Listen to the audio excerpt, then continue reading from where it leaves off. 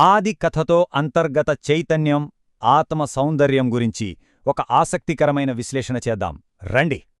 అసలు ఈ జగత్తేంటి? బాలుడైన ఆది మదిలో తొలిచిన ఈ బలమైన ప్రశ్నతోనే అసలు అన్వేషణ మొదలైంది. మనం బయటి ప్రపంచాన్ని కేవలం చూస్తున్నాం అనుకోవడం పెద్ద భ్రమ. దీనిపై ఒక మహర్షి అద్భుతమైన వివరణిచ్చారు. అదెలాగంటే సాక్షాత్తు ఆ భగవంతుడే మన ద్వారా ఈ ప్రపంచాన్ని చూస్తున్నాడు. వినడానికి చాలా ఆశ్చర్యంగా ఉంది కదూ? సరే, ఇక్కడో అద్భుతమైన ప్రశ్న. గాఢ నిద్రలో ఉన్నప్పుడు అసలు సమయమనేదొకటి ఉంటుందా? ఉండదు కదా. మెలకువ, నిద్ర ఈ రెండింటినీ గమనిస్తే మనలో అంతర్గత చైతన్యం ఉన్నప్పుడే కాలం కూడా ఉనికిలో ఉంటుందని అర్థమవుతుంది.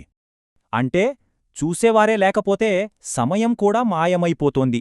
సింపుల్గా చెప్పాలంటే సమస్తం మనలోనే ఇమిడి ఉంది. ఇదంతా విన్నాక అసలు తత్వం లేదా అంతిమ సత్యమంటే ఏంటి అన్న లాజికల్ ప్రశ్న ఆదికి వచ్చింది.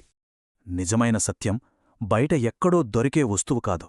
ఆ తత్వం పూర్తిగా మనలోనే ఉందని మహర్షి బదులిచ్చారు.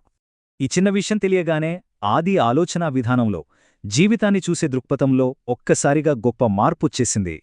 జీవితంలో భయం వదిలేయడం, ఏది జరిగినా సంతోషంగా స్వీకరించడం ద్వారా నిజమైన సిద్ధిని ఎలా పొందాలో ఇది నేర్పుతుంది.